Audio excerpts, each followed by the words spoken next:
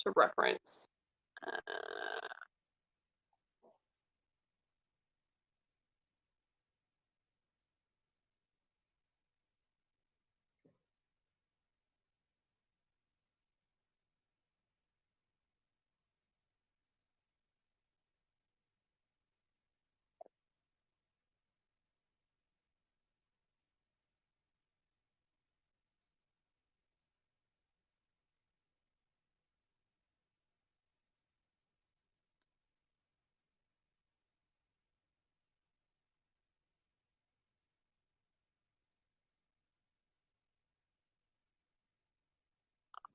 Okay, Danny.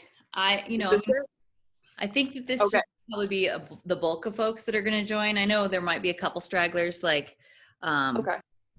Liam. I think is supposed to join. Andrew might join a bit later. He's fighting that pillow right now.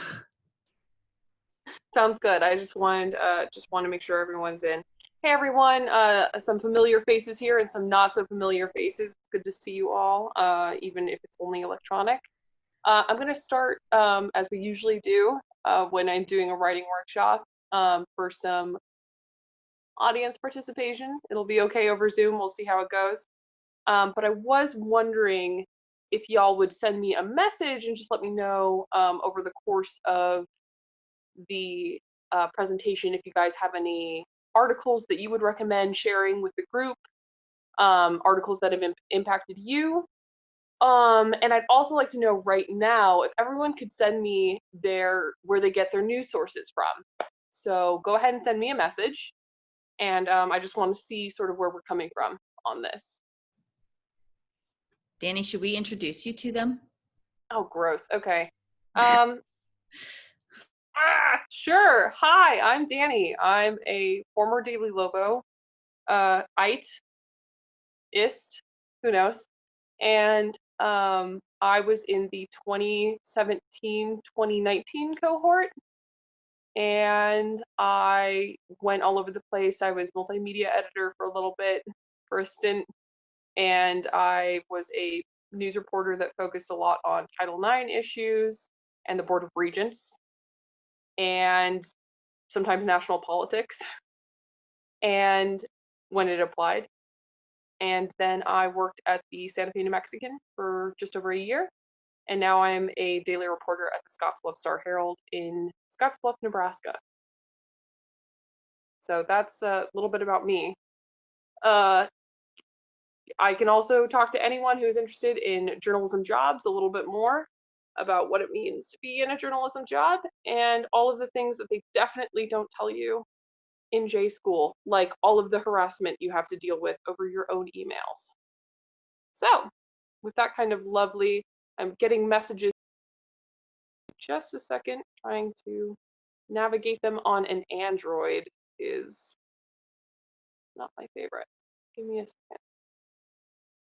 Now I've raised my hand. So sorry.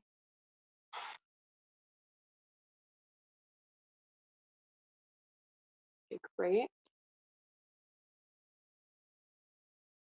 Okay.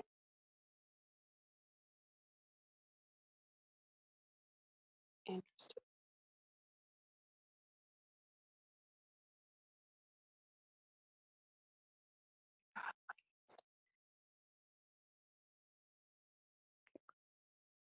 Well, I'm getting some really interesting answers from all of you in the chat here about some of the places where you guys are getting your news. For some of you, it's podcasts. Others of you, it's newsletters, Twitter, WAPO, larger news outlets like the BBC. So that's really interesting. Feel free to keep sending those to me, and I will be looking at them later for some resources for something that Lissa can send you after this. So I'm just going to break in and oh wow, that is a lot. So I'm going to break in here and just try and talk to you guys about the basics of news writing, which of course is very different from a lot of the writing that you've been taught in either academia or in any, like in creative writing or poetry or prose. It's also very different from essay writing, which is a type of art form in itself. And so I want to just make sure and clarify some of the basics of news writing. and a little bit on how to think about writing for news, which sounds almost exactly the same things, but I tell you they're very different. So let's start at the beginning, which is the most important part for newspaper people. It's the beginning, which is called the lead. LEAD or LEDE, depending on what generation of journalism you're from. And we fight, some of our, when we're not fighting about objectivity or other things, we fight about the spelling of jargon that we like to use. The role of journalism, I believe, is to, we talk a lot about holding truth to power, but the first part of that is decolonizing your own language. Oftentimes, you're reporting on powerful people and powerful positions, and in order to keep their work secret, or not secret, but separate, to make it confusing, the first thing they do is to make it confusing, and they make you try and learn their language and then parrot back their language to them, because it's a way of excluding people. Your job is not to parrot people's language all the time. It is to take an understanding of that language and write it in clear, concise English or whatever language that you were reporting in, and make sure that people who are not involved in that conversation, who are not sitting in that boardroom, who are not listening, can understand what happened and what it means for them. So you can't do that in all one sentence, but you're trying to do that across your entire article. But oftentimes, what you want to do at the top of your story is tell me what the most important part of it was. And this is really hard to do. This is not an easy thing. Professional journalists have problems with it. You will read a story, you're like, why the heck did they not tell me Mark Ronchetti was running as a Republican in the very first two sentences? Why did I have to read 6 paragraphs of this to find out Mark Ronchetti, the weatherman, is running as a Republican? Seems fairly simple to put it at the top there. It's what people are going to care about. If there's a candidate running, you care what party that they're running for. If there is money being spent, you care how much money was being spent or how much money was being lost. So you have to start thinking about things in terms of importance. And that's a difficult subject, and it's difficult based on your own contexts. So that's what group, like peer discussions, are for, and that is also what editors are for, is to help you understand what is the most important part of this for the people that are going to be reading it, the public. And so when it comes to leads, there are a lot of ways to do leads. A lot of you have told me that you read the New York Times, that you read the Washington Post, that you read the LA Times, major newspapers that often break the rules when it comes to what we first learn in journalism school, right? We often learn that when you're writing a lead, you want to keep it tight and concise, and then later on in the story have an entire paragraph dedicated to the why. That's called the nut graph, for all of you keeping track of journalism jargon. You have a lead, which is what brings in your person. You oftentimes can describe the most important part of a meeting or an event or a person. It often can be just as simple as something happened at a place at a time. That's what a lead can be. That's called a summary lead. There's very clear examples of this pretty much in every news story. Some of the best places to find a summary lead is in weather stories, right? A tornado killed 3 people in Oklahoma, just outside of Tulsa, Tuesday morning. That tells you exactly the who, what, when, where, why, and the most important part of the story is that people have died. And what needs to happen next, comes through descending paragraphs into your story. News stories are very different than essays. We don't have page lengths. We have usually word lengths or inch counts, depending on where you are. Because what's so important about newspapers, and less important online, but also important, is the amount of space that you have. The reason that writing concisely in news is so important is not only does it keep people's attention, it also then saves space in the newspaper. So you can write as much as you can about an object. for an event. So in order to save space in newspapers, we try and use shorter, clearer language. You don't try and obfuscate. That's a 10-cent word there. You try and write, subject, verb, object, very active words. The police beat protesters, not the protesters were beaten by police. You can already see that that has too many words there. And also active, you try and write in the current or past tense. Those are the shorter tenses. It also tells you, something did happen. And you also don't use did happen. You say something happened. You hear the difference there. So when you're reading your writing, it is very difficult to read your writing the way that we want you to read it in journalism. I am begging you, asking you on my knees right now, you've got to start reading your stories out loud to yourself before you give them your editors. It is not easy. You don't like it. You don't like hearing it. You have to both hear your voice on the paper and hear your voice to yourself as you're talking it and reading it aloud. It's hard. I'm not going to tell you it's not, but I want you to start reading your stories out loud to yourself because you will catch the things where you're like, that is unclear. That doesn't make any sense. I've repeated that twice again. Those important catches of hearing it being read to ourselves makes us better writers and makes it better for our audiences to read and makes it more clear. Also makes your editors much happier. Oh, there it is again, more happy with you. So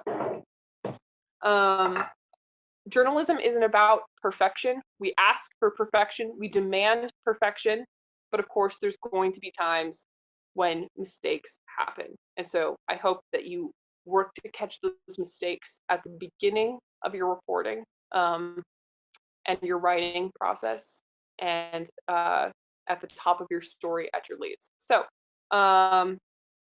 for examples of great leads, I would recommend some of the following stories. There's a great story called The Story of Jane Doe Ponytail in the New York Times from back in October 2018. It's one of my favorite leads of all time. It's the woman fell is the lead. And what it does for me is it draws me into that story. You want to know who is this woman and why is she falling? And the story then details like a story that would seem, I mean, the article is 10,000 words long. Like it is not a short article, but instead you're pretty much hooked from the beginning about a story about a single woman who is dealing with sex work in a massage parlor, and then the work that it took to not dehumanize her, as so many did in like police reports and things like that. It's a very very interesting story. I definitely think that there are some problems with it. I think that some of it has not translated well to even 2 years later, how people might approach and write that story. But I think that it's a good place to start when you're talking about great leads. A much more creative lead I would recommend is from the Washington Post. It is, okay, well, that is, give me just one moment. Well, that's not it. Give me just a moment. Evil. Okay, evil, evil, evil as can be, in quotes, emotional testimony from the Dylann Roof trial. I think it's a fantastic resource for looking how to write about an event, which can be very boring. I don't know if any of you have sat through a court proceeding, but they can make anything super boring. But this took a very emotional moment in American history, and was able to, I think, give voice back to people who had been victimized in a moment, when in a story which would so much focus on a man that created who did a very evil act for the purpose of notoriety. I think it was interesting to read a story that refused to give him what he was looking for. So another couple of recommendations I will send to you guys in a Google Doc afterwards. What I hope you guys will get from this is that there are different ways to lead into a story, but the purpose of your lead is to try and distill something that will catch the reader to read something further. Now again, sometimes you just have to tell it like it is. You have to say a tornado killed 2 people outside of Tulsa Tuesday morning. That's sometimes the sort of writing that you have to do. But I'm hoping by showing you examples of, and again, these are my personal preferences, of oftentimes short leads that lead into bigger statements. You guys can take that and see that it's used on a professional level and see how you can apply it to your own writing. Okay, so then after the lead, there's usually maybe 1 or 2 paragraphs, and then there's something that is really important, really hard to teach. It's called the nut graph. It is the why, the missing piece. So usually in a lead or in the top parts of a story, we tell you the who is doing what, when are they doing it, but the why is in the nut graph. That is sometimes the historical context of why this is important, or the national context of why this is important. You've got to sometimes tell the reader, why does something matter? And it is something that UNM does not teach you, and it is something that is very hard to learn by yourself. But I will send you guys a resource on the importance of a nut graph.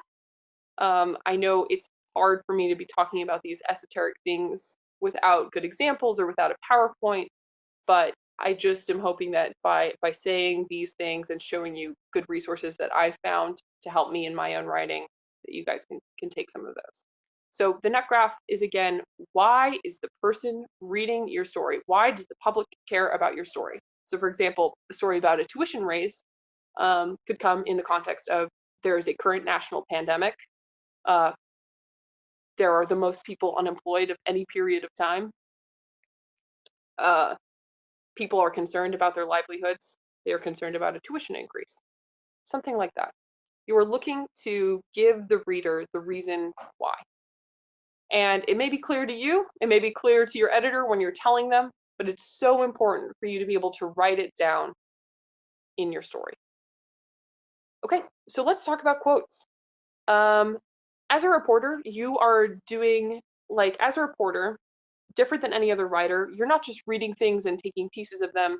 You will often read reports, seek documents, look at videos, look at pictures, and talk to people and ask for the context of why something is important. That's what you do in journalism. You find something, you ask people what their opinion is about it, or what they are doing about it, or what they have done, and you take their quotes and you put it and you tell people who may have not otherwise known. So what's a good quote?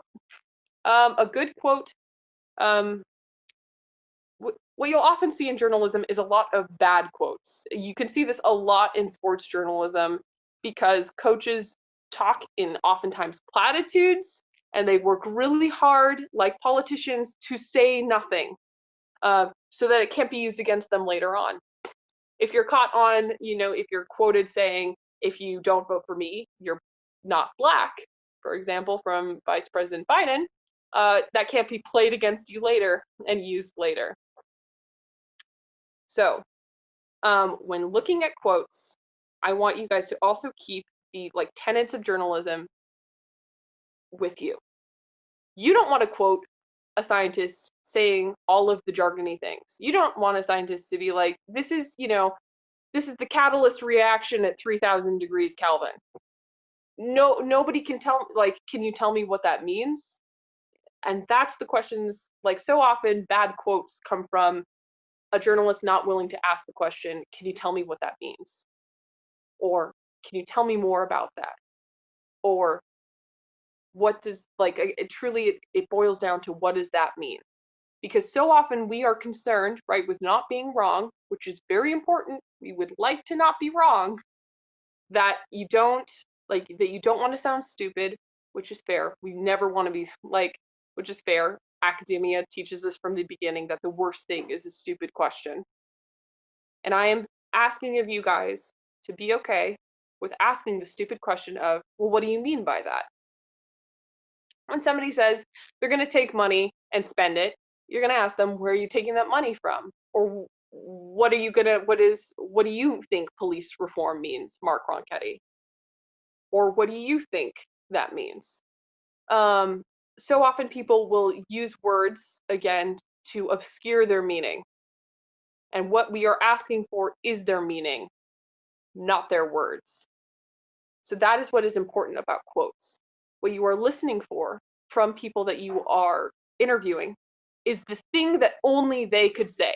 So for example, a judge at a sentencing, the judge says, you know, you, a reprehensible human being, are sentenced to 15 years because you are a reprehensible human being. So you would put in the story, the judge sentenced someone to 15 years, adding, because they were a reprehensible being. Because only the judge could have said that. Nobody else, right? It couldn't have been the lawyer, right? It couldn't have been the jury. The judge made the sentencing, and so the judge said that. So that's really important when it comes to holding people accountable to their decisions. You are asking the people that can be held accountable to their decision what their decision is and their rationale for making it. Because it is good, because those are the things that we are trying to do as journalists, is holding people accountable and getting what they say and what they mean when they say it. Because plenty of people will then turn around after you quoted them saying something and turn around and tell you, that's not what I meant when I said it. Which is up for debate. But if you've clearly asked them what... And honor President Amin and her, well, when I said I wasn't partisan, I wasn't talking about that. I was talking about that. Right. Which, again, maybe she can make that argument, but when you are standing on the solid footing of asking somebody in the moment, what does that mean? Taking their words and giving them that power is so important. Because as journalists, we are saying words have power. We enforce that words do have power. That's what we are doing with that. Okay, so quotes. You are looking for something colorful, right?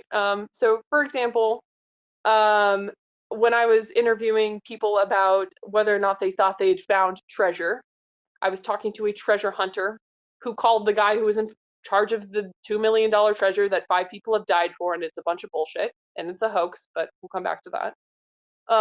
He called up the guy, and he was relaying this story to me, and he's like, well, Forrest didn't know me from a hill of beans. That is a fantastic quote. It is colorful. It tells me everything. It tells me, this guy thought he'd found the treasure and was trying to use these weird symbols to be like, Forrest has told me that I found the treasure, but I called him and he didn't know me from a hill of beans. Fantastic. Only that guy could have said it. It is colorful and it tells me something to move the story along, which is, this guy thinks he found the treasure, but so did 40 other people who have filled my inbox with these stories. So I think that it adds something to the story. Kurt Vonnegut, many thoughts on him, but he always said every sentence in your story has to move it along. And that's so important in journalism. So same thing with quotes. You're not going to get bogged down, hopefully, with some guy talking a bunch of jargon, either military or Board of Regents. They will sit there and be like, well, it's the positive of the negative. And you're like, that doesn't mean anything to me. Sometimes you do have to put in a jargony quote because that's just what they insist on saying upon it. But I am begging you guys to push forward and ask them for their meanings, and you will oftentimes get better quotes out of that. Another way to get really good quotes out of people is if you've asked them a series of questions, and at the end of the interview, you just say, is there anything else that you want to emphasize to me, or do you think there's anything that I'm missing? Oftentimes, that is when you will get the best quotes out of people because they finally talked through all of their ideas that they can sit there and sum it up for you in a grand gesture.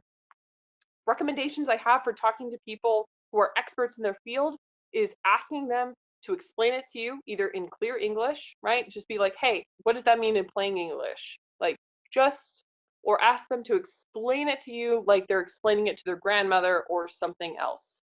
Oftentimes that has to be framed for people because they will still insist on using crazy jargony terms to tell you something that has happened, and all you want to do is shake them.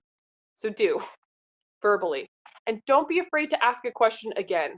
Oftentimes people will interrupt themselves in their own talk. That is a classic thing with coaches. They'll be like, well, I really thought about it, and well, our defense isn't doing really well, and I've thought about it. And you're just like, God damn it, I just wanted to know an answer. Like, what are you planning for next game? So don't be afraid to re-ask a question of someone if they are not giving you a good answer. It's impolite in common, like in normal conversations, and it's something you have to train yourself to do, but it is okay to do it. So sometimes what I do when I'm planning out questions that I'm going to ask people, which I sometimes don't write out the exact words that I'm going to use. Sometimes I do if it's a very stressful interview, like if I'm in a confrontational interview, or if I'm in an interview that I have to make sure that I'm getting a certain series of information. So for example, when I was interviewing the mayor of Santa Fe about why the evidence room was in such disarray, I made sure going into that interview, I had all of my questions laid out on the paper in front of me because I knew I was going to be nervous and I needed answers to those questions. But if you're preparing for an interview, asking somebody about fish mucus or, talking about stinky trees, you can oftentimes have a list of questions, and then I sometimes write ways I can rephrase the question if I feel like I didn't get an answer. Those are some of the prep things that I do. You're not going to want to hear this. I know you're all in journalism because you're great at procrastinating, and that's fine. It's fine to be great at procrastinating, but you have to use your procrastinating. Sorry, I know I'm loading. You have to use your procrastination productively. So, for example, when in the car on the way to my interview that I haven't prepared for, I will make sure that I have my what are the questions that I need to have answered, right? But on interviews that I know that I have to work on, I try and do a lot of reading. For example, if you have to interview like a candidate for a new position, maybe you should just Google them first and see if anything comes up. Really, doing that kind of preparation can be huge because suddenly you'll be interviewing a candidate for a job position and you can ask, well, why were you fired from your last job? Those are the kinds of things that you want to be looking for ahead of time. So I understand procrastination. I understand you all are very good at it, but I would ask that you guys do work on preparation, because the preparation beforehand, preparation on thinking about what is your story and what is it going to look like and who am I going to talk to and what am I going to ask them, will make your lives so much easier when you are sitting in the chair with your editor as they are trying to line edit your stuff and be like, it's missing something. Oftentimes you'll be able to see those ahead of time. So that's all I have to say about quotes and news writing in that sort of context. And the final thing I'd like to talk with you all about is attribution. This is incredibly important. Attribution is what really does make journalism so very different from essays. In an essay, you can write something that is your opinion, right? Or your perception, or something that you feel like, a generalization that you feel like you know to be true, and you can write it as truth because it's your professor reading it. As long as your argument is rhetorically sound enough, you should be fine, maybe. Or maybe you can make a straw man argument and they'll still pass you because nobody else wrote this essay. So just some thoughts there. But in journalism, we work very hard to attribute something. Facts, right? So if you are writing something, I would like you to tell me each fact that you know, why you know it, because it is the most important reason, that it is the trust that you are building between you and your community. is by showing your work, damn it. You know that there is a racial reckoning in the United States because there are protests in every state in the United States at this moment talking about a racial reckoning of Black people and people of color and their treatment by the governments around them. Like, you can tell me in a story, right, when we're writing a story about protests that have happened in Albuquerque, you are able to say, you know, protests have erupted in all 50 states in America. And there are multiple news sources that can verify that and can and that have shown that work, right? So for example, you could say, like according to CNN, right? States have erupted in all, or protests have erupted in all 50 states on this issue. And that is a fact, that is true. The issue comes with facts that are harder to find. So, for example, a story that I worked on for over a year with my companion and now current Valencia News Bulletin sports reporter, Cameron Goldner, was a story about bullying. Was a story about a coach and possible harassment, sexual harassment, and bullying from this coach. So the story that we wanted to write was this coach was let go because he had investigations into bullying and sexual harassment of his players. Unfortunately, that was not the story we could write because of the verification of facts. So, in the reporting of this story, we interviewed about 6 people. We interviewed the coach himself.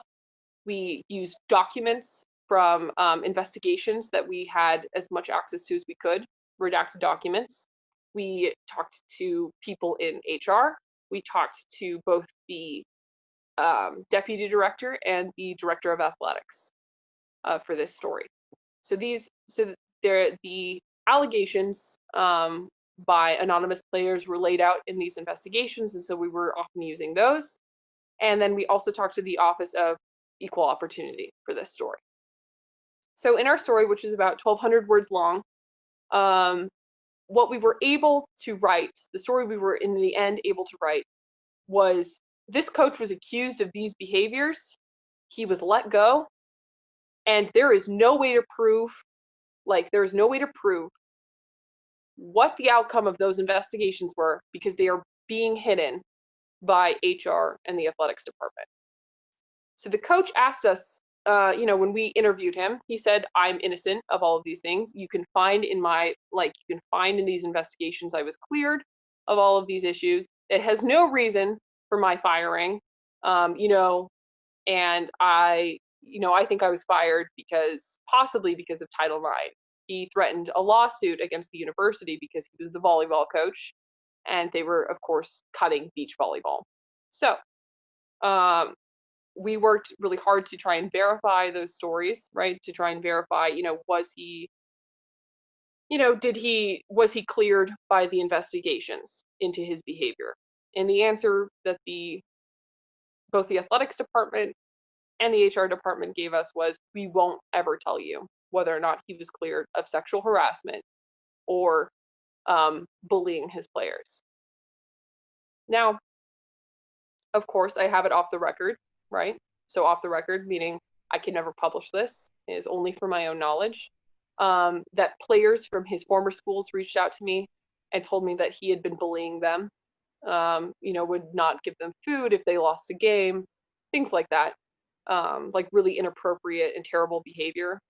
But, they asked for their privacy and for their children's privacy that we never publish those kinds of allegations. So there are things that I know to be true, unfortunately, through reporting, that I can never publish because I am respecting, people's wishes to live their lives out of the public sphere.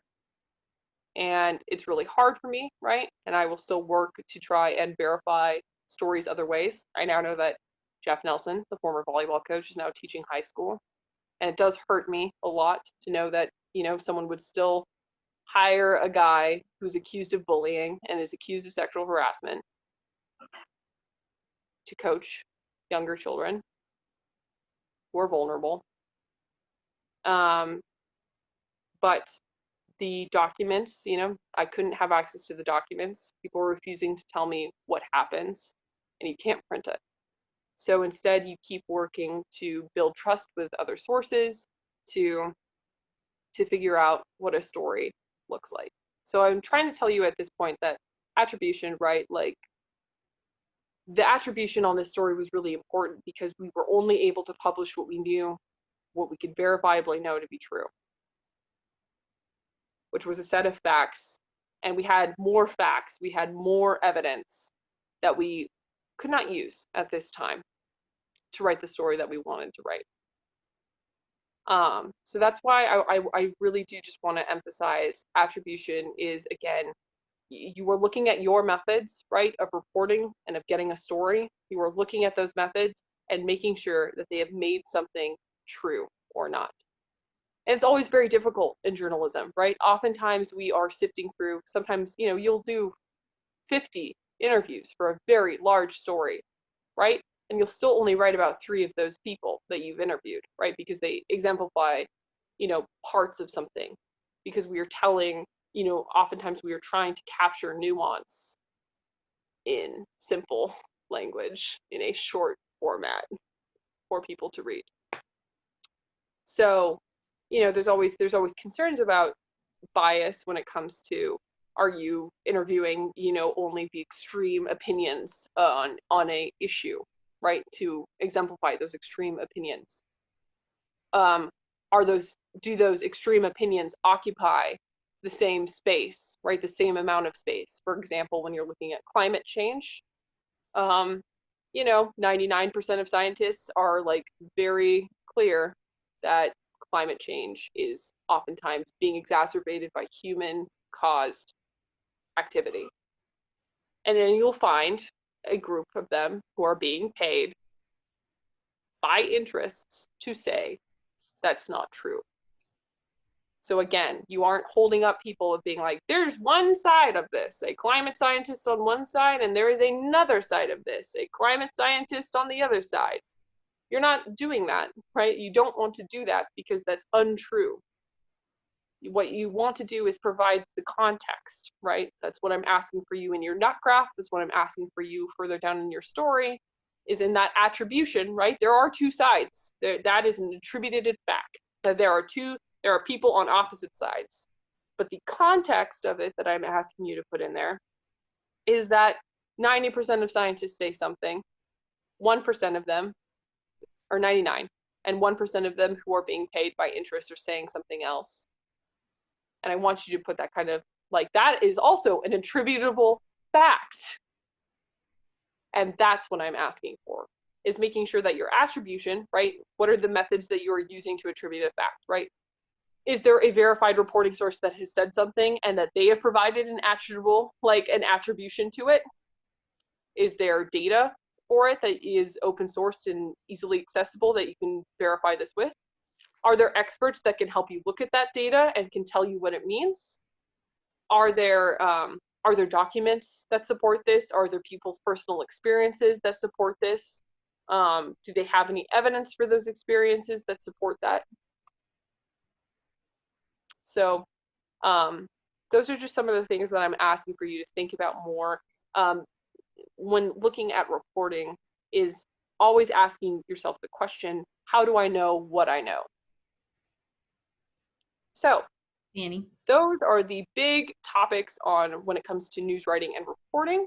And now I'm going to open it up for questions. You guys can either talk on the thing, or if it's more manageable, feel free to send me a message right now on some of the questions that you guys have for me on reporting. And then if not, I'm going to open it up for talking about pitch development with you guys.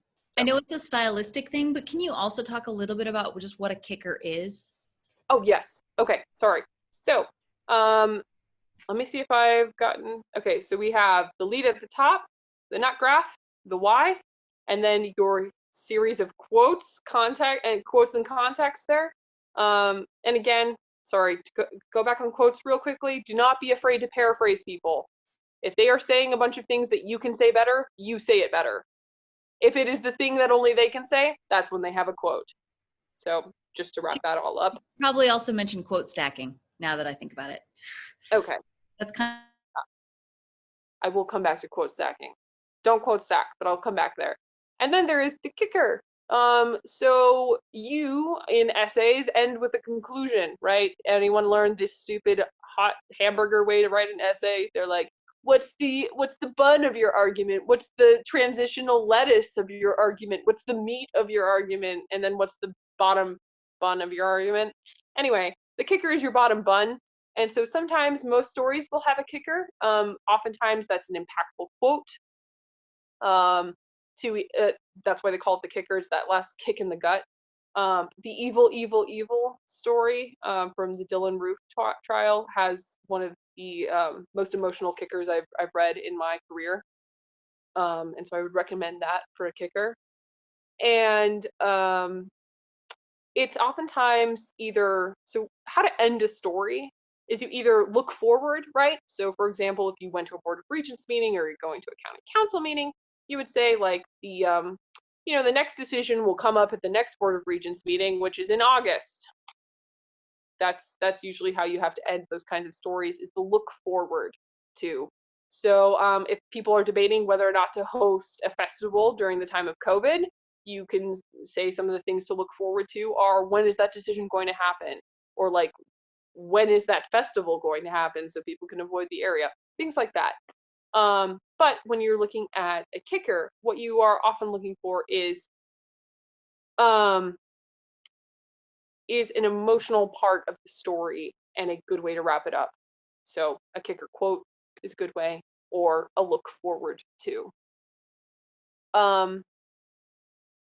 Again, quotes are difficult. So we're going back to quotes. It's the thing that I have to probably spend the most time on with new reporters, because the impact, the first impulse is either coming from like an academia background, or if you're unsure of writing news for the first time, the biggest thing new reporters, which I myself would do, is I would use quotes all the time, because I am scared of misquoting somebody, right? Of misparaphrasing them, or like, I don't know what's going on because I just got here. I've never been to a federal court system before. I don't know why I'm writing a story about DAPL today for my first day in Washington, D.C. So, I was scared of not being right, which is what a good editor is for, is to tell you, you can paraphrase this. Is this what happened, right?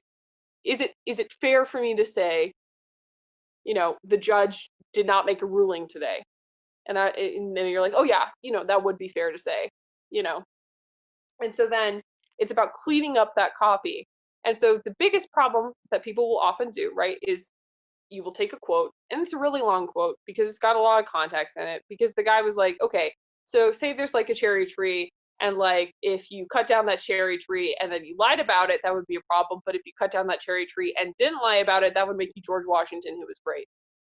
And then they're like, but anyway, he was a slave owner, so we're not going to say that, right? That's his whole quote. And so you're like, well, I feel like I can't get rid of the cherry tree anecdote because that was, very powerful. But like the real point of it was George Washington is a slave owner. So like what you would do is paraphrase, like George Washington's mythology, has stayed on with us, often talking about the cherry tree, the mythological story of the cherry tree and chopping it down and lying about it.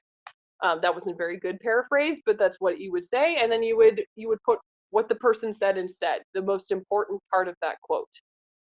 Want to be careful. You want to be careful with quotes. And that's why I recommend asking people what they mean, asking people to repeat themselves, asking them to clarify what they say, because I feel like there gets to be problems with like using ellipses, right? That's something that we do, is like when you take out a piece of a quote, you put the 3 dots and ellipses to signify that there was something not important being said there.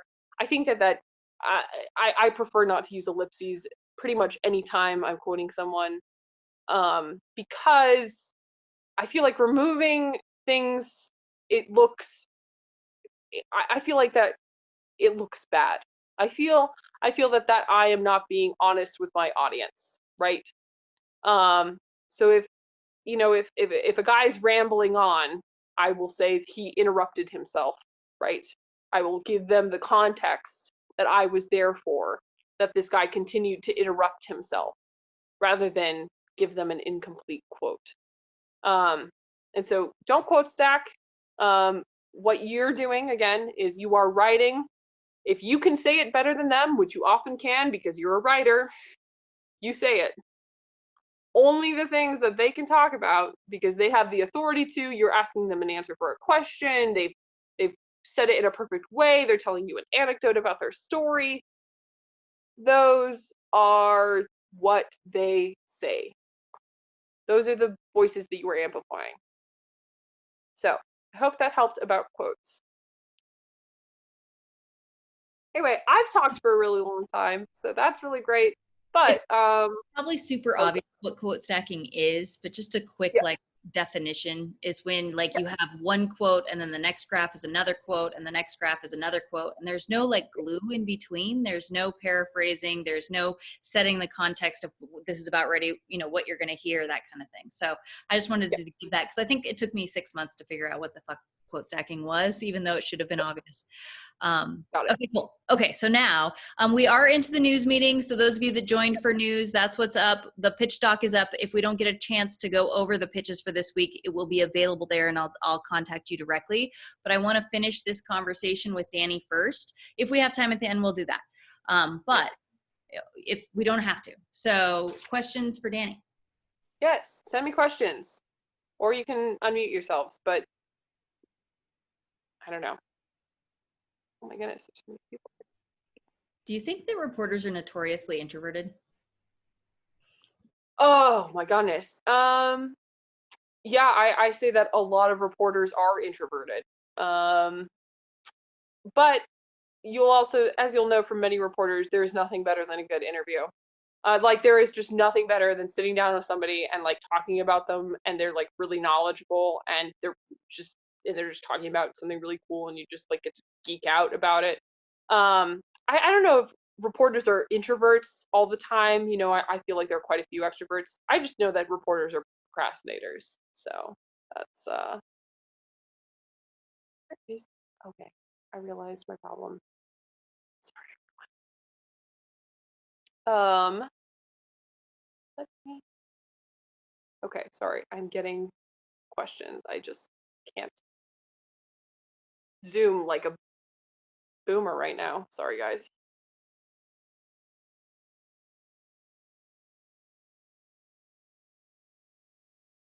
Okay, great.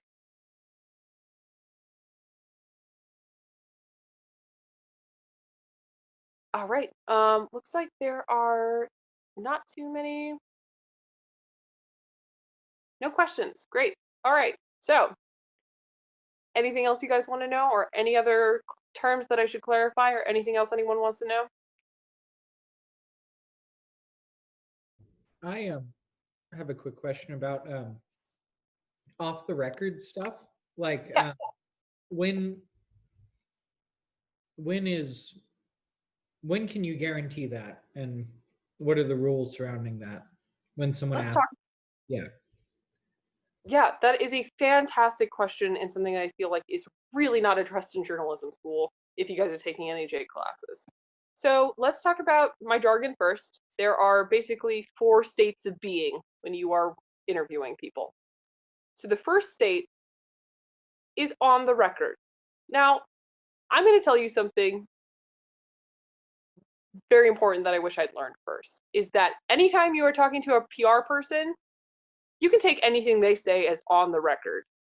And like, don't let them be like off the record and then them tell you the truth, because then they're like, they lie to you and then they go off the record and then they tell you the truth about it. I pretty much, if you are a PR person talking to me and somebody's life is not in danger, there's no classified information that is going to like, put me in prison, I'm going to put you back on the record, because that's your job to talk to me. And again, that's a good thing to talk to your editor about on whether or not you're burning the source or whatever. But these people, like, okay, PR people are paid to lie to you, and they do all the time. Anyway, so they're always on the record. On the record means anything that you say to me can go in the paper. I like to make these kinds of rules clear to people who are talking to the media for the first time. Like, so for, oftentimes people who suddenly their cat is famous, stuff like that. I always like to make sure, hey, in this conversation, I'm going to put everything on the record, right? So don't tell me if there's something you don't want to go into the paper. You just don't tell it to me. That's the rule here. Because when you're talking to me, everything is up for grabs on going into the paper. And so if there's something that they want to talk to me off the record about, that's something we can agree to. There's no legal rule for it, but the understanding in journalism is that you, as a journalist, have to verbally agree to go off the record with somebody. Off the record means it is not for print. You cannot print this, not for any legal reason, but because you would be betraying somebody's trust. It is for your knowledge only. It does not go in the paper. Now, there are two states in between that. There is on background and then on deep background, which dumb names. So on background means that you can put it in the paper, but you don't put somebody's name with it. It is often a condition that people who are either not authorized to talk to the media use to protect themselves and their jobs from. And again, these are considerations that you have to make story to story, but I, tend to be on the empathetic side depending on who I'm talking to. So for example, on a series of stories I had to do about mask requirements in corporate stores, I allowed the people to tell me on background their experiences with, people screaming at them for making them wear a mask into a store, because they could lose their job for talking to the media. So I said, an employee who could not be named because they were not authorized to talk to the media said that they were screamed and cussed at.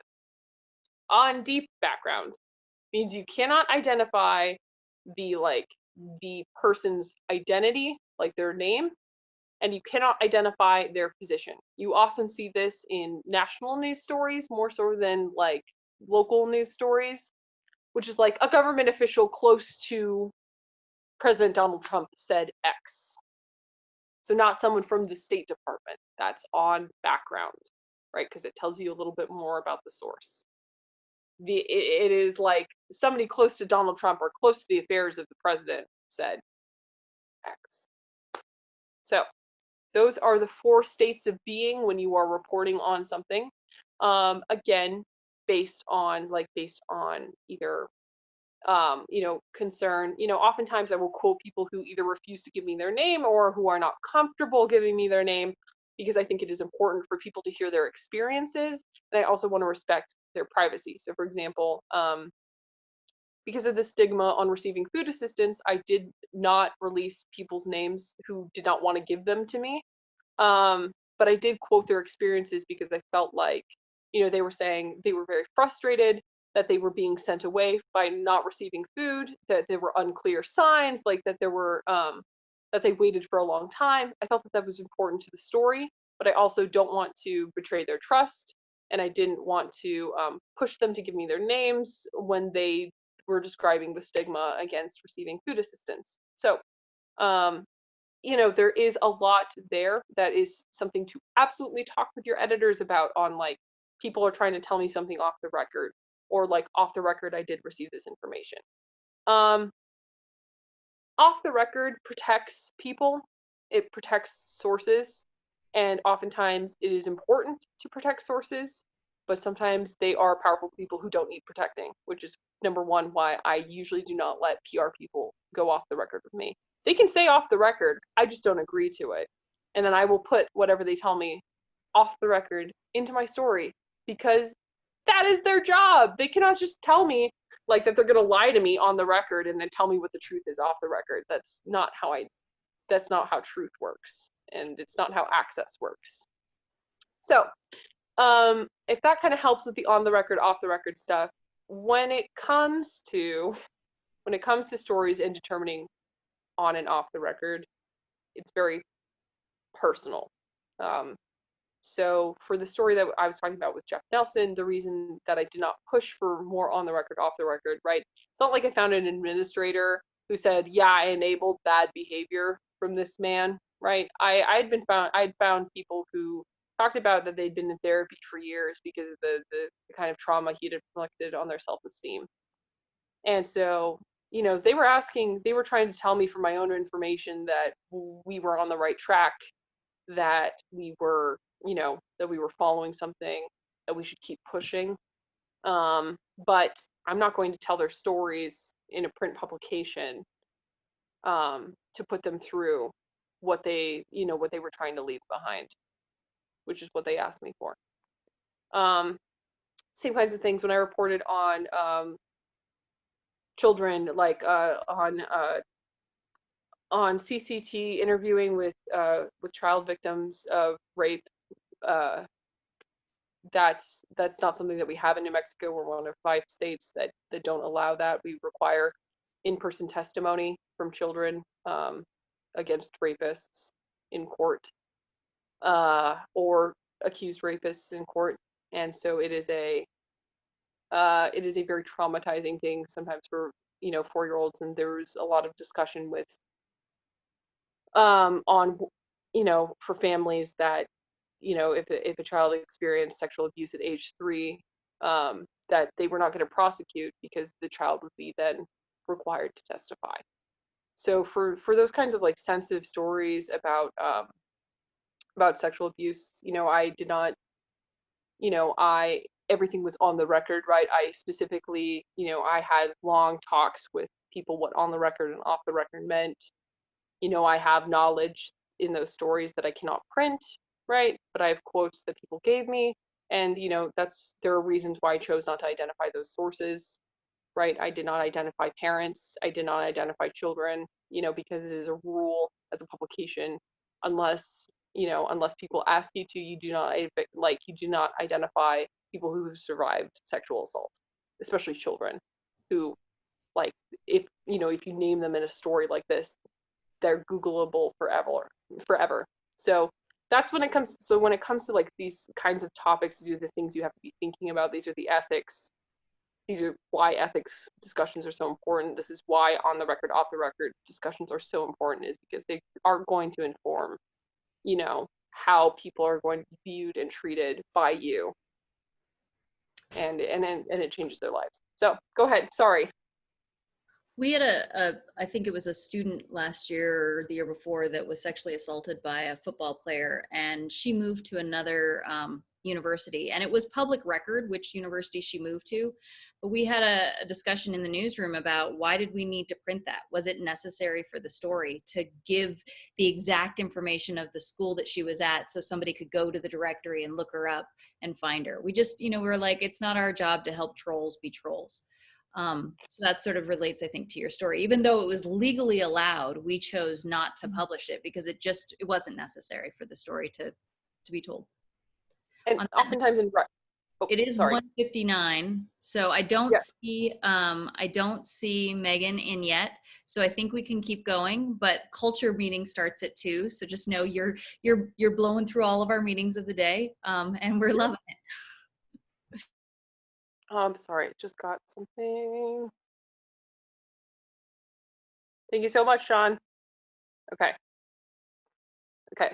I don't know if he had to go, but does anyone else have any other questions? Do you guys want to talk about anything else in ethics or in pitch formation or journalism? Yeah, I have a question. Yeah. Is there a way to check your own bias before sending it in to your editor? Yeah. Okay. Sorry, getting ready for a bias conversation. All right, so first things first is that I hope when you are reporting on stories and making things easier for your editor, is that you are talking with your editor ahead of time about what you are hoping a story looks like. Now again, as with many things in the real world, what you hope for a story to look like and what a story actually ends up being are completely fucking different sometimes. Sometimes you will you're like, I have an idea of what the truth could be. And then you talk to people and you're like, holy shit, I have no idea what I am ever talking about, ever. Why does anyone read what I write? So, and then you find out something completely new, and then you tell your editor, this is absolutely not the story that we were thinking it was going to be. But I hope that you were having those kinds of discussions beforehand, because it'll help you check your bias in the beginning. So if you're talking, for example, let's just say there's a subdevelopment coming near UNM, right? Cool, right? Everyone loves new housing. Okay, that is immediately a biased statement, right? Like if you're thinking about, okay, great, we're going to talk about the new housing near UNM. We're going to talk about with the developer about how excited everyone is, and like prospective residents about how excited they are. That is a story that is already framed in a problem, right? Is that, okay, if there is a housing development coming in, are they kicking anyone out? Like are, is that not maybe a good thing, right? Is that going to cause massive construction issues that are then going to depress businesses in the area? Is there a way to frame it that is not late stage capitalism, right? Like there are ways to think there. That's already at the formation of the story. You should be looking for ways of, what am I missing? Have I talked to people who are experts in this? And again, I'm using experts. That can be a really loaded word. Immediately expert, you're like, okay, great, guy in the white jacket. Okay, big problem. Lots of times experts are not guys, and they're not people in white jackets. They are, they are people with lived experience of something, or and lived experience of something. So that can change everything about how you approach a story.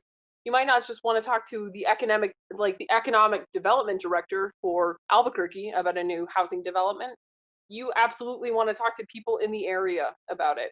Or you want to talk to or you want to look at, all right, okay, so why is there a new housing development in this area of Albuquerque, whereas all of these areas that are continuing to be underdeveloped? That is a way to start addressing your bias, is immediately being like, what am I thinking the story is going to be? And then talking to as many people about it as possible is still doing the reporting, even if it's not going to go in the story, if that makes sense. You're talking with your editor. You're talking with your mom. You're talking with, other people. And that's why it's important to have fucking diverse newsrooms, is because the more people that you are talking to about it, right, the more people that sit there and have a voice and sit at the table with you and are like, that is completely off base and stupid, and why would you write it from that angle? The more times you can have people that talk to you about what a story can look like, the more possibilities you have and the better story it can be. So that's how we start talking about checking bias. Does that help? Yes, it did. Thank you. Awesome. Oh, another thing you can do is, and what I hope you are all doing, right, is like taking a story that you listen to or that you're reading and be like, man, is that happening here? Right? Does this experience encompass, my area or things like that? Because I feel like that can help you also check your biases. Like, look at what you're reading, look at who you're reading, look at who you're listening to.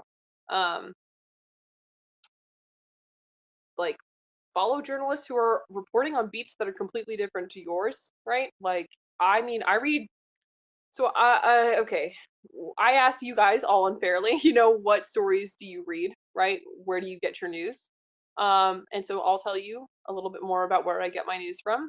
I get it from usually the Washington Post, usually the New York Times, usually the LA Times, right? Those are my 3 morning papers that I start with. I also read the Omaha paper here, the Lincoln paper here, and the Casper, Wyoming paper. I then also read Texas Magazine, so it's Texas Monthly, Texas Observer, and then I'm getting out of the habit. When I was in New Mexico, I read pretty much every outlet every morning. So just to be like, keeping up on things that were important to me, but also trying to have a diverse news source. I also do, unfortunately, get some of my news off of Twitter. I follow a ton of journalists from all across, anytime any organizations here's a bunch of journalists to follow, I literally follow all of them. Or if there's a couple of people out there that do here's the best story from each state, and then I follow every journalist on it. So I'm trying to read more stories. So much shit though from my peers for having a follow ratio on Twitter that is imbalanced. I'm supposed to have more people following me than I follow, and it's so hard because I want to follow everybody. Fucking Zoomers and millennials. On that note, Megan is in the in the chat now, or Okay. whatever this is. So I want to let her sort of like make decisions about how we use the time. But Yep. Danny, thank you as always. And I did just send you a message that said I tweeted some of the things you said, and I should have gotten permission to do that first. But I promise I didn't make you do that. Everything I just talked to a room full of journalists. I know everything I say is on the record. Okay, good. So, okay. I did have two questions from. I did have a question from someone, but I will let Megan run her own meeting. So sorry. Thanks, Megan. You're good. I just don't have a lot of time today, but the culture meeting should be pretty short.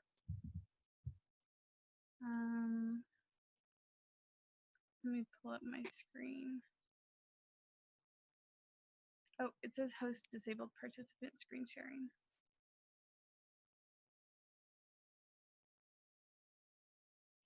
Okay.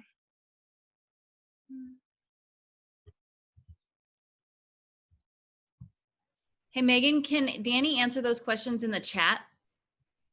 Yeah, go for it. Perfect. So one of the questions that I just got.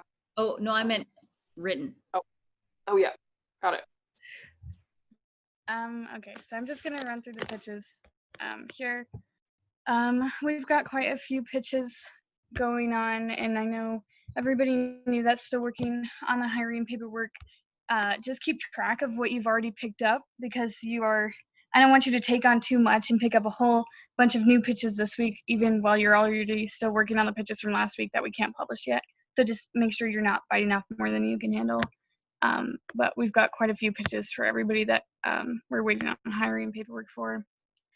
Okay, let's just dive in. So there's a new class about police brutality and racism that Lissa messaged me about, and I think she does have the context for that, correct, Lissa? Yeah, I can find it. I want to say it's community regional planning, but it's like cross-listed in like 4 other departments too. Okay, and I think it'd be interesting to look into that, and I want to see if there's any other classes that are going to be offered like that, because I mean, I'd be surprised if it's only the one class, and it'd be interesting to see what the impact that Black Lives Matter has had on what the course schedule is going to be in the fall. Next, Women's Resource Center, their 50th anniversary is coming up. Oh, and by the way, this is unrelated, but on the side, I've organized all the pitches. So if they're UNM related, if it's like Black Lives Matter related, protest related, pandemic related, I've organized it by that. So if you don't have a lot of time to read through everything, you can check that and see what it's related to. So yeah, the Women's Resource Center 50th anniversary is coming up. I'm wondering what they're doing. They just sent out a call on social media for people to share their experiences with them, and I'm wondering if that's going to come into some kind of virtual event. And then the UNM museums, I was talking to the director of the UNM Art Museum, and he was telling me a little bit about their plan for the fall and what they're going to do, because it probably won't be in person. But he was also saying like it might be a good idea if you interviewed all of the other museums as well, because everybody has a little bit of a different plan, but everybody's kind of thinking that they're not going to be able to function as a regular museum would, which is where they get most of their income. So let's see what's happening with their. Lissa sent this out a little bit ago into the chat. There was some new professors that were named distinguished professors, or it's not called that, is it? Is it just distinguished? But it depends. There's different titles. I want somebody to look into how a professor gets that, because a while ago I talked to somebody and she said it was extremely easy. And I'm wondering if that's accurate, if the other people who get that, I've heard people say that they just give professors that so they can stay involved at UNM, whereas they normally wouldn't be because they wouldn't have their title anymore. So we could look into that. And then there's some new Women in the STEM Awards, which would be cool to feature. This was up here last time. The University of New Mexico Children's Campus is still running their summer food program through July 31st, if anybody's interested in that. Popejoy has once again postponed their shows, which they've been doing consistently the whole summer and the end of last semester. And it seems like they're very intent on just postponing the shows and not giving out refunds. I'm kind of looking to see if there's any way that these shows are actually going to happen. Is Hamilton going to come? I know a lot of people bought season tickets purely because Hamilton's coming. So I have contact for their marketing manager if anybody's interested in that. But it would be interesting to see, especially with everything shutting down again. How are they going to be able to do this? Virtual student orientation. So they're calling it NSO to go. In the past, student orientation is really hands-on. I think everybody's required to go in person. And I know when I came here, I like stayed in the dorms overnight, and they did stuff like that. But it seems like it's very, it's much more distance this time. And I don't know if it's anything like other orientations where you go online and you just click through and answer some questions, and it's not very interactive at all. But I would like to see how much of a drastic change that will be. Lissa sent out a news pitch concerning this, but Paul Roth, I guess, is finishing up at the end of the month here, and he's involved in UNN Health Sciences and Emergency Medicine, and I put his email there. Is there anything you'd like to add to that one, Lissa? Yeah, this is actually related to another pitch that I have, which is the new guy coming in. I know some stuff about Paul Roth, so I'd be happy to edit the story if we want to make it kind of a news culture, whatever. Paul Roth is actually like, he came on board as like a physician, family physician back in like the 70s or the 60s.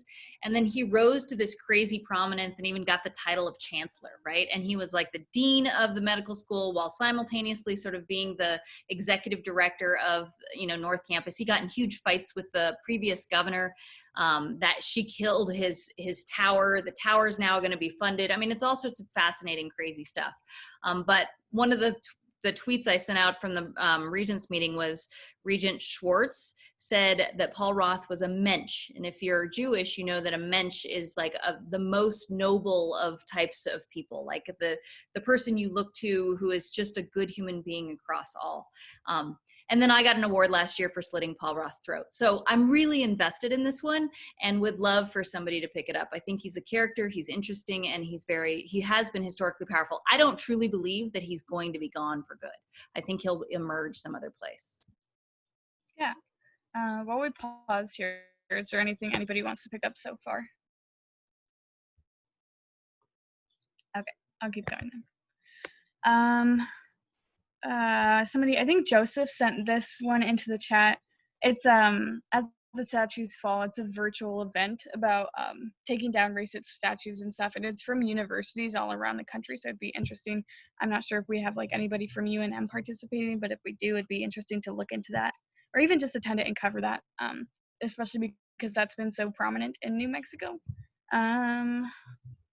I thought this was a really interesting thing. So Loveless sent out an email, and they were listing out what kinds of masks are more effective than others, and like cloth is at the very bottom, but almost everybody I know wears cloth masks, and they're saying like that's the least effective. And it'd be kind of interesting to interview a few different hospitals and ask what kind of masks people should be wearing, and how, I mean, if it's the least effective, is it still working? Is it effective enough?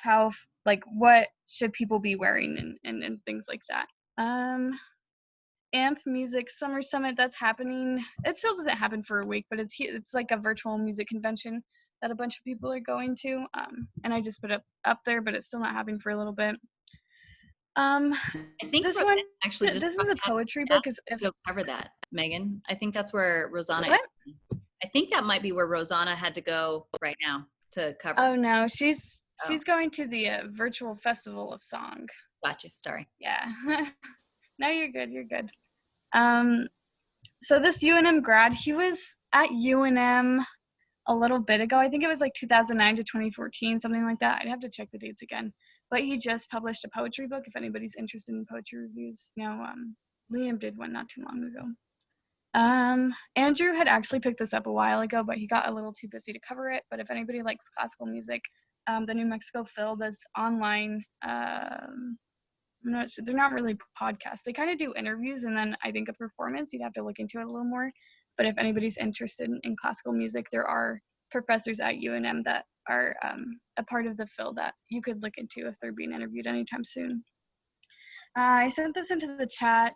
I think there's a little bit of confusion about this, but Brave New World is a novel, and there's recently been a TV series adaptation of it, and I think Lauren kind of mentioned it, but I'm not sure if she's doing it. But if anybody else is interested, it's on here. It just came out 4 days ago. Today's the 19th. It's on. I think it's on something called Pegasus. It's like a British channel, but I've seen that around social media, so that might be interesting to cover. And then this one, I wish I had jumped on it sooner. I didn't even realize that this happened, but Cops and Live PD, those 2 TV shows that kind of put cops in a really good light, got canceled last month. And if anybody was interested in doing an opinion on that, whether you're for it or against it, I think that would be kind of interesting. Otherwise, does anybody want to pick up any of these? I should ask first. Okay. And if anybody wants to message me after this, feel free as well. Does anybody have any pitch ideas? Okay. Well, then I think the cultures meeting is done for today. And Liam, I think right now I only have one photo I need a story for, which is by Thursday. But I CC'd you in that email. I think Liam's here, isn't he? Yeah. Okay. It's the portrait of one of the families from Student Family Housing, right? Yes. Are any photographers in the chat? Do any of you want to pick this up? And I don't think everybody's here either, so you could probably also pitch it out to the group chat. Yeah. All right, we'll do. Yeah, and I think 2 other people are signed up for that. I'm not sure if they're in this call, but for the Student Family Housing, I have 2 other contacts. Like, I've picked up one, and then I have 2 other contacts lined up for you guys that I'm going to send to both of you to start working on that. And I'm thinking we could just publish like one a week and start getting this out there. So, yes. Does anybody have any questions, comments, concerns? Okay.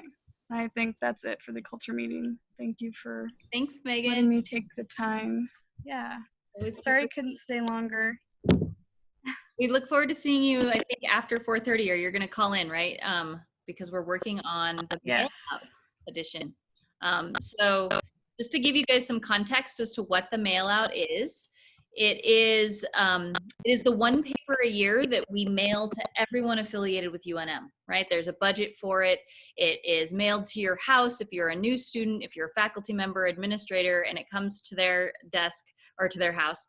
And it's a way to really sell a lot of ads. So it makes us a bunch of money for the year that we then run off of. And we didn't know how well we were going to do this year, but we ended up at the last minute getting a lot of people who wanted to purchase ads.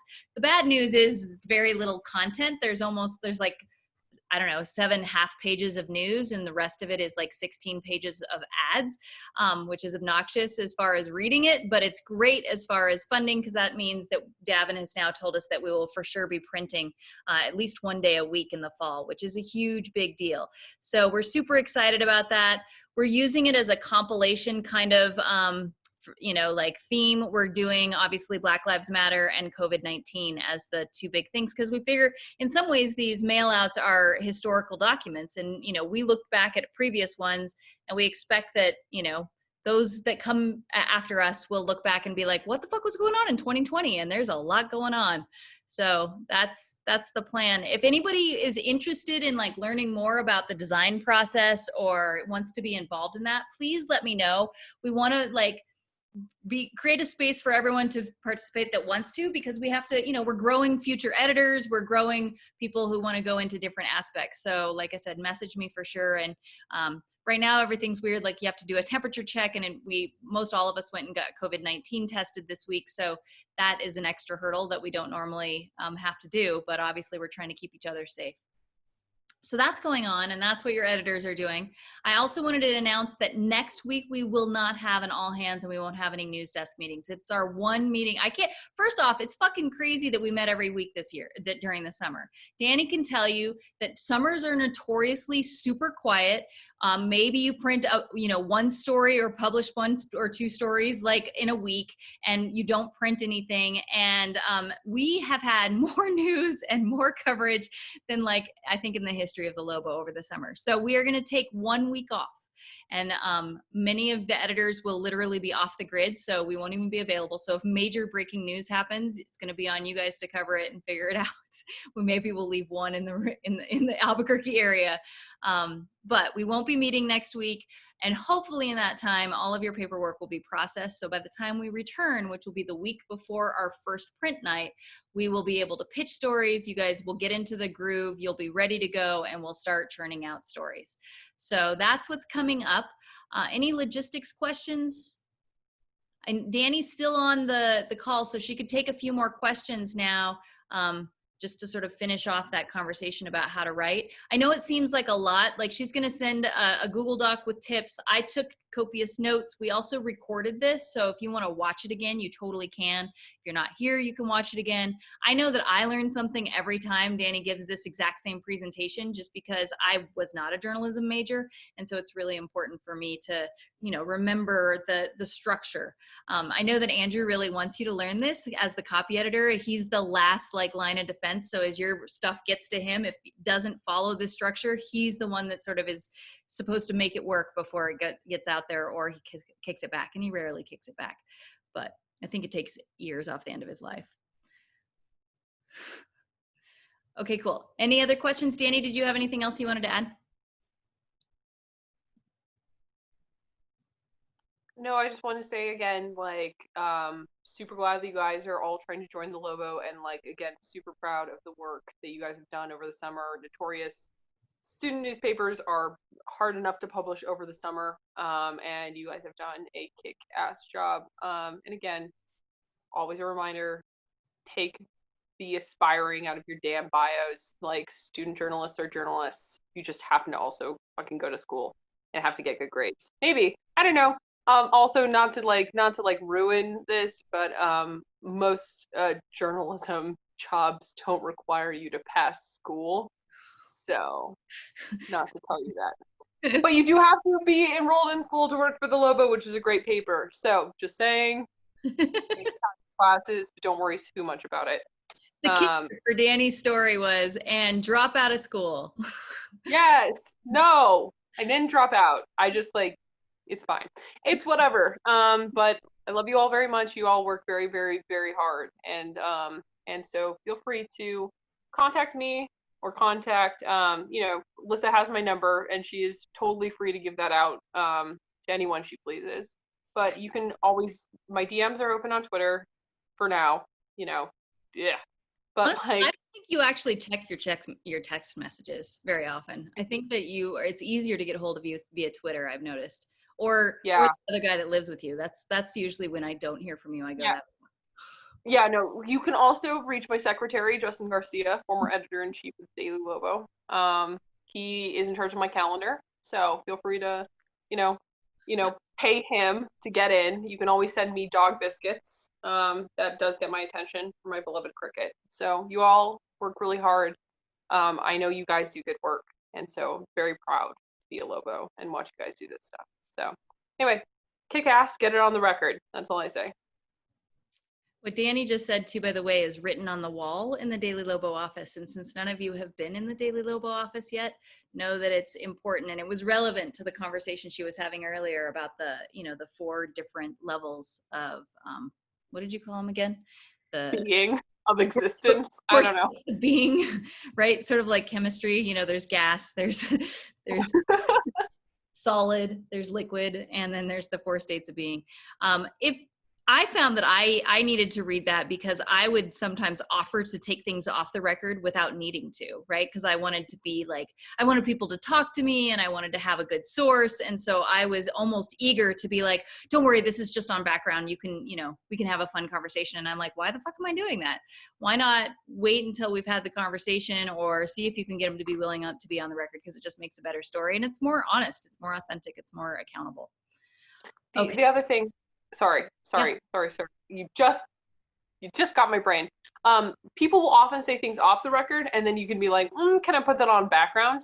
Would you be willing for me to say that, try and get as much in the paper, right? Like, there are some things you just have to keep off the record, and that's just going to be the way of your life. But sometimes you can convince people to sneak it back into the paper. Anyway, That's it. I'm getting off of here. You guys have been fantastic. You know, you can rate me on Yelp. Is that nope? Okay, not funny. Okay, send me an email. Send me a DM.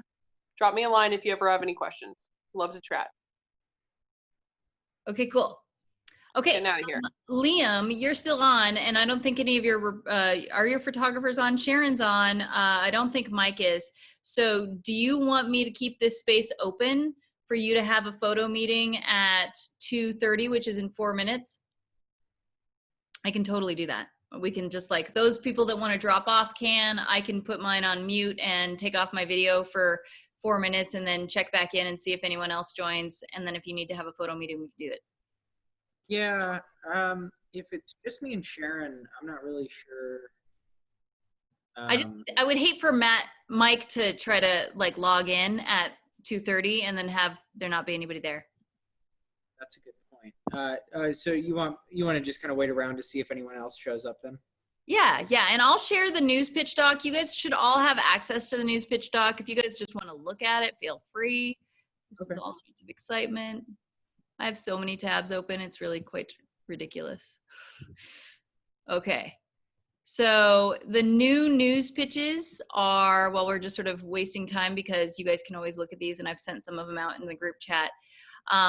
Looking ahead, so this is since we're not going to meet next week, but coming back, per Senate Bill 4 that just passed up in the Roundhouse during the special session, every single county in the state of New Mexico is going to be allowed to decide if they're going to send out absentee ballots, applications, not the actual ballots yet. They can either send out absentee ballot applications to every registered voter, or they can wait until they're requested. It's kind of a partisan issue where Democrats tend to want to send out absentee ballot applications because they think that will allow more people, encourage more people to vote and get involved and, you know, get request absentee ballots so they don't come in person. Republicans tend to be opposed to that, and I can't speak to exactly why other than the fact that I think it's to suppress the vote. So given that, here's the deal. They have to decide which option they're going to take by August the 5th. Bernalillo County is likely to be one of the groups that will, or counties that's going to send out applications. If we were to run this story before August the 5th, we would probably scoop the rest of the state. And it's relevant to our readers as much as anybody because we're educated. Hopefully we're registered. Hopefully we want to vote. Hopefully we care about who gets elected. So that's kind of not directly UNM related, but obviously still UNM related because we all care about an election, I hope. There's an abortion pill that is available now, I want to say in Michigan, that somebody in New Mexico can request via telehealth. This is kind of mind-blowing in the sense that historically, all sorts of laws were put into place that a woman who wanted to get the medical, like the abortion pill, had to go in and physically see a doctor. But because of COVID-19 and the pandemic, this particular state has been able to get a judge to rule that they can do it via telehealth and they can be located in any location, which means that every single state has any sort of woman in it who wants to get an abortion can now do it via telehealth, only while the pandemic lasts. Once the pandemic is over, then the emergency orders go away, and they once again have to go in person to talk to a human being in order to get a pill, which has been deemed safe, I think, since 1970 or something like that. So this is relevant to our readers, right? We have a fertile population, people who are, you know, maybe not interested in having kids right now. So super valuable story. I think that would be great to write if anyone is interested in picking that up. I would love to see it. So one of the things that's going on right now is I got into a fight with an epidemiologist about how he's blaming 20 to 29-year-olds for the spread of COVID because we have the highest rate, or I should say you all have the highest rate of COVID at this point. And then, you know, I mean, it kind of makes sense just generationally because we're most likely to be the ones that are, you know, we don't have family units that we're living with in our homes potentially. We're likely to be going out to restaurants or bars, even if it's outside on patios. So I'd like to see a story about, you know, restaurants that are adding patio space, and then just a POV, which means like talking to different UNM students that you can find and have them give you mini interviews on, are they going out? Are they wearing masks? Are they, you know, like, where are they going when they go out? Is it just the grocery store, or are they going to socialize? You know, we'll see. how that goes if someone wants to pick it up. And then sort of added as a secondary, possibly different story, favorite hangouts that have closed, which is sad, right? Like, FX is closed right now, but it's not permanently closed. But I'm seeing more and more businesses literally going out of business. And like, are we losing, Winnings was before the pandemic, but there's still a variety of like places that I think a lot of students really loved. And it'd be nice to know, as sad as it is. And that might end up becoming a culture story. And then the what's her name? Our President Stokes, said the 4 things that students have been contacting our offices about were ICE and international students, snipers and police. And there was a 3rd thing which had to do with, oh God, I don't remember it right now. Oh, Zimmerman and the murals. And then the 4th thing was the building name changes. So Oñate Hall, which is where KUNM and Generation, is it Generation Next or Generation Justice? Gabriel, weren't you part of that? I don't know. They meet in Oñate Hall, which is so fucking highly ironic since Oñate is like the most violent of all of the conquistadors. So there's some push to change those names. And I think that if anyone's going to cover it, we should cover it. So it'd be cool to have somebody pick that one up too. That also might end up being kind of culture-y, but it's timely. So there's, sometimes stuff is like in the middle of, it's like culture news, or newsy culture. Those are my pitches. And then coming up, yeah, that's it. I just got a story from Bella that I need to edit, and then the editors are gonna go work on the mail out.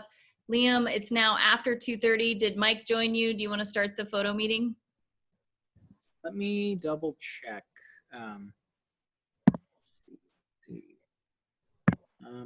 Do a grid view. Does not look like Mike is here. Okay, cool. So I don't know. Sharon, since you're the only other photographer. Oh, and Cam too. Do you guys want to have a photo meeting, or should we just call it?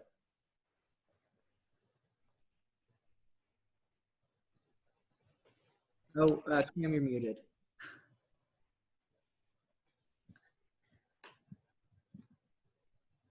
You're still. It's up to you. If I'm fine with either. Okay. Well, I've been photographing riot police and protests all day, so I'm tired.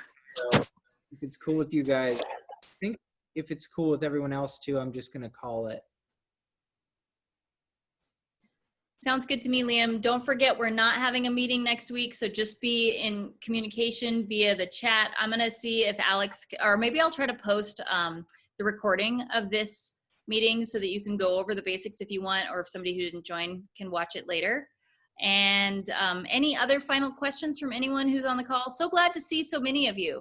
Right? I told Hannah, and I think I told a couple other people that if we had time, we were gonna actually check in on progress on the stories you were working on.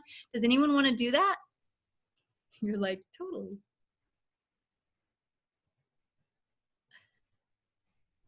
Crickets chirping. I would love to hear from Cam, but Cam, I don't think you can unmute for some reason. Maybe you don't have like a microphone. Oh, there you are. What? Hi. Hey. Anybody who's working on a story. I know that Hannah's working on a couple stories. Sean, you've got a couple stories you're kind of got brewing. None of them are due until your paperwork gets done, so it's not high pressure, but I just thought if you wanted a space to sort of like game out, if you're running into any barriers or anything like that, this would be the time and space to do that.